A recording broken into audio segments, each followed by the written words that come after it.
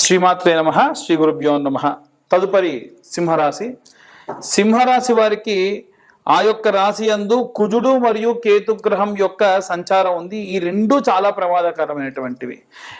కుజుడు ఏం చేస్తాడు అంటే, మీకు విపులంగా చెప్పాలి అని అంటే, ఏదైతే ఆ రాశిలోనే ఆ గ్రహం ఉంది, ఆ లగ్నంలో ఆ గ్రహం ఉంది అనుకోండి, అప్పుడు అది శరీరానికి సంబంధించి అంటే మీకు ప్రత్యక్షంగా మీ బాడీకి సంబంధించినటువంటి విషయం అని అర్థం.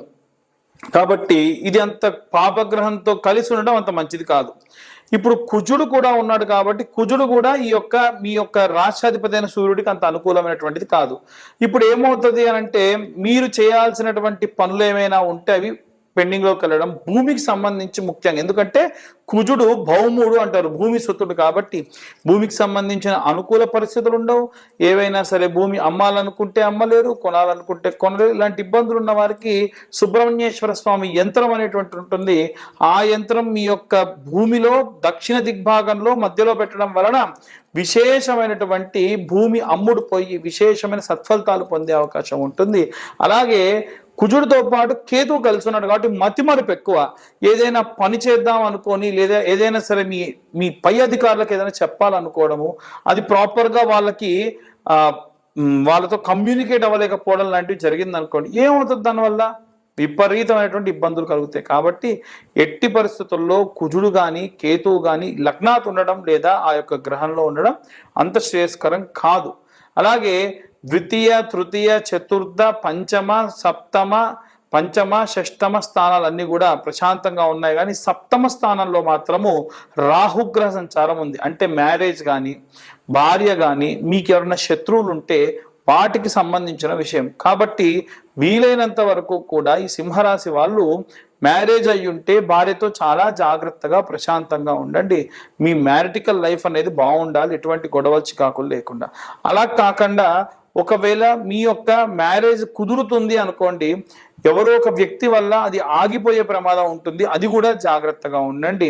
మీ శత్రువులు ఎవరో కాదు, మీ పక్కనే ఉంటూ వెన్నుపోటు పొడిచే వాళ్ళు ఉంటారు. అది కూడా జాగ్రత్తగా ఉండండి. ఈ గ్రహ సంచారం అనేటువంటిది అంత ప్రమాదకరం. అష్టమ స్థానంలో శనిగ్రహ సంచారం ఉండడం వలన వీరికి ఏదైనా సరే ఎక్స్టర్నల్ అఫైర్స్ కానీ, ఏదైనా సరే మ్యారిటికల్ అంటే మ్యారేజ్ దాటి ఇంకేమైనా అఫైర్స్ కానీ, ఏదైనా రిలేషన్షిప్ కానీ, మీరు చాలా ప్రశాంతమైన స్వచ్ఛమైనటువంటి ఫ్రెండ్షిప్ చేస్తున్నా దాని గురించి వక్రీకరించి మాట్లాడే వాళ్ళు తయారవుతూ ఉంటారు. దానివల్ల మీ తప్పు చేయకపోయినా దాని గురించి అధికంగా అనేటువంటి అవకాశం ఉంటుంది. అలాగే ఈ యొక్క దశమ, ఏకాదశ, ద్వాదశ స్థానాల్లోకి వచ్చేసరికి ఇవి చేసేటువంటి పనులలో ఏవైనా సరే దశమ స్థానం శుక్రగ్రహ సంచారం, కెరీర్కి, మీ ఇమేజ్కి సంబంధించి అవంతా కూడా ప్రశాంతంగా ఉంటుంది. అలాగే ఏకాదశ స్థానం బృహస్పతి గ్రహం సంచారంలో ఉంది. అంటే సొసైటీలో మంచి పేరు ప్రతిష్టలు రావడం. అలాగే 12వ స్థానం ఖర్చు, అక్కడికి వచ్చేసరికి మీకు బుధుడు ఉన్నాడు. కాబట్టి బుధుడు ఉంటే వ్యాపారానికి సంబంధించి ఏదైనా ఖర్చు పెట్టడం. నేను ఛానల్ పెడదాం అనుకుంటున్నా, దానికి ఇన్వెస్ట్మెంట్ పెడతా. నేను ఏదైనా సరే సినిమా తీద్దాం అనుకుంటున్నా, ఖర్చు. అంటే అప్పటిదాకా మీరు పని వాళ్ళు, అప్పటి నుంచి మీరు ఓనర్షిప్ క్వాలిటీస్కి వెళ్ళాలని చెప్పేసి పెట్టడం ఈ జూలై మాసంలో అంత శ్రేయస్కరం కాదు.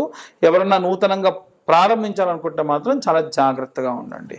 ఇవన్నీ కూడా గోచార రీత్యా చెప్పేటువంటి విషయాలు మాత్రమే. పూర్తిగా మీ జాతకం విశ్లేషణతో కావాలంటే మీ పేరు, మీ date of birth, time, place కింద ఉన్న నెంబర్కి వాట్సాప్ చేయండి. పూర్తిగా మీ జాతకం 65 పేజీల్లో విశ్లేషణతో మీకు అందించడం జరుగుతుంది. ఈ 2025 సంవత్సరంలో కేవలం 2025 రూపాయలు మాత్రమే ఛార్జ్ చేయడం జరుగుతుంది. జూలై మాసంలో ఎవరైనా సరే మీ జాతకాలు చెప్పించుకుంటే వారికి మీ జాతక కుండలితో పాటుగా కరుంగలి మాలను గిఫ్ట్గా ఇవ్వడం జరుగుతుంది. ఆసక్తి గలవారు కింద ఉన్న నెంబర్కి కాంటాక్ట్ చేయండి. మీరు జాతకం చెప్పించుకున్నా లేకున్నా మీకు ఖచ్చితంగా సరే మాల తీసుకోండి. ఎందుకు నేను ఇస్తున్నా అంటే మీ అందరి బాగు కోసమే. ఇక అందరూ ఎలాంటి రెమెడీస్ తీసుకోవాలి, ఎలాంటి మంత్రపఠనం చేయాలనే విషయాన్ని ఇప్పుడు మనం తెలుసుకుందాం. జూలై నెల వరకు కూడా మనం ఎన్నో రకాలైనటువంటి అవాంఛనీయ సంఘటనలు ఈ సంవత్సర ప్రారంభం నుంచి కూడా చూస్తూ ఉన్నాం. వాస్తవంగా మాట్లాడుకోవాలంటే ఈ జూలై నెలకి శాపం ఉంది అని అంటూ ఉన్నారు. ఎందుకు తెలుసా అండి? ఈ యొక్క 2025 సంవత్సరానికి శాపం ఉంది అని అంటున్నారు. ఎందుకో తెలుసా? 2025 సంవత్సరం క్యాలెండర్ తీసి చూడండి. 1941వ సంవత్సరం క్యాలెండర్ తీసి చూడండి, రెండు సేమ్, ఉన్నటువంటి వీకెండ్స్ సేమ్, ఉన్నటువంటి వారాలు సేమ్, అన్నీ సేమ్. 1941వ సంవత్సరంలో World War II జరిగింది. పర్ల్ హార్బర్ మీద దాడి జరిగింది. 1500 మంది చైనాలో ఒక పెద్ద లోయలో పడి చనిపోయారు. అలాగే అమెరికాలో ఉన్నటువంటి ఒక కోల్ మైన్ లో కొన్ని వందల మంది చనిపోయారు. కొన్ని లక్షల మంది, కోట్ల మంది ఈ యొక్క 1941వ సంవత్సరంలో మాస్గా అంటే మూకుమ్మడిగా చనిపోయారు. అదే విధంగా చూసుకున్నట్టయితే ఈ 2025 సంవత్సరంలో మనకి పెహల్గాంలో ఉన్నటువంటి జరిగినటువంటి దాడి కానివ్వండి, రైలు యాక్సిడెంట్ కానివ్వండి, మన తెలంగాణలో టన్నల్ లోపల 9 మంది చనిపోవడం కానివ్వండి, అలాగే బెంగళూరులో IPL సంబంధించినటువంటి ర్యాలీ తీస్తున్నప్పుడు 30 మంది దాకా స్టాంపేడ్లో చనిపోవడం కానివ్వండి, కుంభమేళాలో చనిపోవడం కానివ్వండి, అలాగే రీసెంట్గా ఎయిర్ ఇండియా క్రాష్ జరిగి 300కు పైగా మంది ఒకటేసారి చనిపోవడం కానీ ఇవన్నీ కూడా జరిగాయి. ఇవన్నీ కూడా ఇప్పటి వరకు గడిచిన 6 నెలల్లో మాత్రమే జరిగాయి. తెలుసా, ఏదైనా మొత్తంలో పెట్రోల్స్ లాంటి ఎక్స్ప్లోషన్స్ జరగవచ్చు. బయట ఆల్రెడీ వార్ జోన్ నడుస్తుంది ఇజ్రాయెల్కి, ఇరాన్కి. దాంట్లో గనక వేరే వేరే దేశాలందరూ కూడా యాడ్ అయితే ఒక దేశం ఇంకో దేశం మీద ఉన్నటువంటి ద్వేషాన్ని వెళ్ళబుచ్చే అవకాశం ఉంటుంది. అప్పుడు మనకు తిండికి కానీ, సగటున రోడ్డుకు కానీ మనం కట్టే ట్యాక్స్ ఏదైతే ఉంటుందో అది మనందరికీ కట్టడం ఆపేసి యుద్ధానికి కేటాయిస్తారు. దానివల్ల ఖర్చులు పెరుగుతాయి. దాని వలన వాతావరణ సమస్యలు విపరీతంగా ఉన్నాయి. ఇప్పుడు వచ్చే రోజులలో వాతావరణం బాలేని సమయాల్లో మనకు తిండి దొరక్క, మనకు ఉన్నటువంటి నివాస స్థలంలో కరెంటు సరిగ్గా లేక, ప్రాపర్ కమ్యూనికేషన్ లేక, మన రోజు వాడే నిత్యావసర వస్తువుల ధరలు పెరిగిపోతే చాలా దారుణమైన పరిస్థితికి వెళ్తారు. ఇవన్నీ కూడా గ్రహ సంచారాల్లో భాగంగా ఉన్నాయి. ఎందుకంటే ఈ సంవత్సరంలో మనకి షష్టగ్రహ కూటమి కానీ, అలాగే ఈ యొక్క పంచగ్రహ కూటమి కానీ, శని తిరోగమనం కానీ, ఇలాంటివన్నీ కూడా చూసాం. ముఖ్యంగా చూసుకుంటే మీనరాశి వారికి ఏమో ఏలినాటి శని, అలాగే తులారాశి వారికి అష్టమ శని, మిథున రాశి వారికి ఏమో అర్ధాష్టమ శని, అలాగే సింహరాశిలోకి కుజుడు మరియు కేతు గ్రహాల యొక్క కలయిక. ఏంటివన్నీ? ఒకటి కాదు, రెండు కాదు, ఉన్నవన్నీ ఇబ్బందులే. కాబట్టి ఈ జూలై నుంచి 2వ ఫేజ్ అనేటువంటిది స్టార్ట్ అవ్వబోతుంది. జరిగే డిజాస్టర్కి సంబంధించి అందరూ చాలా జాగ్రత్తగా ఉండండి. బయట వాతావరణం బాలేదు, మీరు ప్రయాణం చేయాలంటే ఆపేయండి. మీకు ఏదైనా నెగిటివిటీ అనిపిస్తుంది, ఏదైనా చేసేటప్పుడు, వెళ్ళేటప్పుడు, పని చేసేటప్పుడు వెళ్ళకండి. మెట్రో స్టేషన్లో ఏవైనా కూలి కింద ఉన్న వాళ్ళు ఎవరో ఒకరు చనిపోయే అవకాశం ఉంటుంది. ఈ వీడియో ఆన్ రికార్డ్ ఉంటుంది, చూసుకోండి కావాలంటే. మనకి ప్రమాదం ఎటువైపు నుంచి వస్తుందో తెలియదు.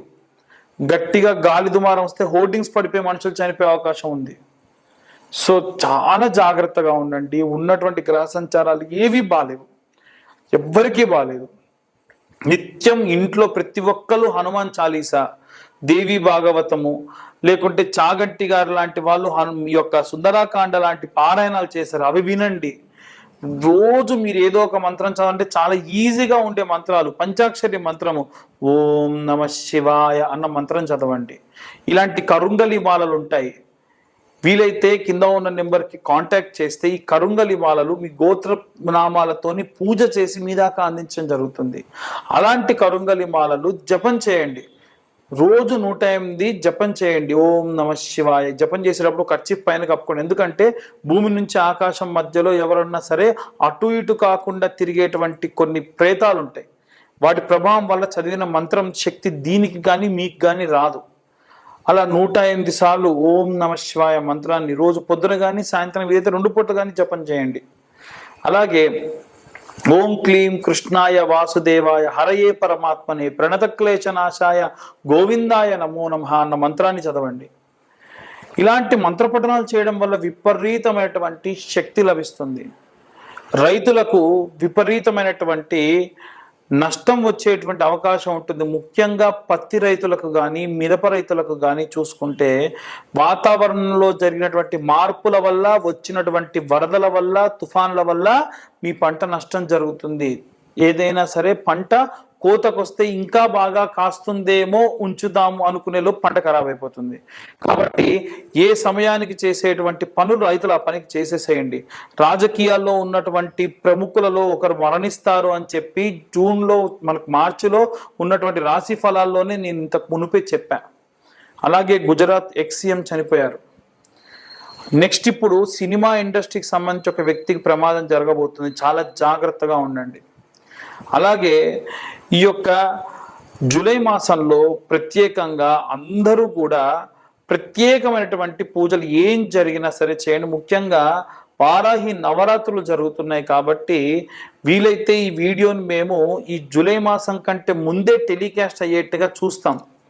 అప్పుడు ఏమవుతుందంటే 25వ తారీఖు నుంచి మనకి అమ్మవారి యొక్క నవరాత్రులు ఉన్నాయి. ఈ నవరాత్రుల్లో సింపుల్ అండి, చిన్న గౌరమ్మను తయారు చేసుకొని అమ్మవారికి ఈ యొక్క వారాహి అమ్మవారికి కానీ శ్యామల అమ్మవారికి కానీ పీతవర్ణం అంటే గ్రీన్ కలర్ అంటే చాలా ఇష్టం, ఎరుపు అలాగే గ్రీన్ చాలా ఇష్టం కాబట్టి కుంకుమార్చన చేయాలి. అది కూడా కుబేర కుంకుమతో లేదా శుద్ధమైనటువంటి ఈ యొక్క మెరూన్ కలర్ కుంకుమతోని పచ్చకర్పూరం కలిపి కుంకుమార్చన చేయండి, చాలా మంచిది. అలాగే వ్యాపారస్తులు ఈ వారం రోజులు ఈ 9 రోజుల తర్వాతకి రోజు పెట్టుకునే బొట్టులో పచ్చకర్పూరం కలిపేసేసి పెట్టుకోండి. రోజు ఆ బొట్టుని మీరు ధరించండి. ఇలాంటివి చేయడం వలన విశేషమైన శక్తి లభిస్తుంది. ఇవన్నీ గోచార రీత్యా చెప్పేటువంటి విషయంలో మాత్రమే. పూర్తిగా మీ జాతకం విశ్లేషణతో కావాలి అని అంటే కింద ఉన్న నెంబర్కి కాంటాక్ట్ చేయండి. మీ పేరు, మీ date of birth, time, place మాకు ఫోన్ చేసి మీ యొక్క ఇవన్నీ డీటెయిల్స్ అన్ని ఇవ్వడం వలన ఈ యొక్క 2025 సంవత్సరంలో 2025 రూపాయలు మాత్రమే తీసుకొని పూర్తిగా జాతకం మీకు అందించడం జరుగుతుంది. ప్రత్యేకంగా ఈ జూలై నెలలో ఎవరైతే జాతకం చెప్పించుకుంటారో వారికి కరుంగలి మాల ఉచితంగా ఇవ్వడం జరుగుతుంది. ఇది నా ఇంట్రెస్ట్ కొద్దీ నేను ఇస్తున్నా, అందరూ ప్రాబ్లమ్స్ నుంచి బయట పడాలి అనేది నా ఉద్దేశం. ఇంకోటి ఏంటంటే కొరియర్ ఛార్జెస్ కూడా తీసుకోను. కొరియర్ ఛార్జెస్ అంతకుముందు 100, అవుట్ ఆఫ్ స్టేట్ అయితే 200 ఛార్జ్ చేస్తున్నారు కదా, కొరియర్ ఛార్జెస్ కూడా లేకుండా నేను మీ దాకా ఈ యొక్క కరుంగలి మాల అందిస్తా. కొంతమంది ఫోన్ చేసి మాకు అట్లయితే కరుంగలి మాల వద్దని జాతకం వరకు ఎంత అనకండి. మీరు కరుంగలి మాల తీసుకున్నా తీసుకోకపోయినా జాతకానికి ఛార్జ్ వచ్చేసి 2025 రూపాయలు మాత్రమే. కాబట్టి ఇక అందరూ కూడా బాగుండాలి, అందరూ నేనుండాలని కోరుకుంటున్నా. సర్వే జనా సుఖినో భవంతు. స్వస్తి.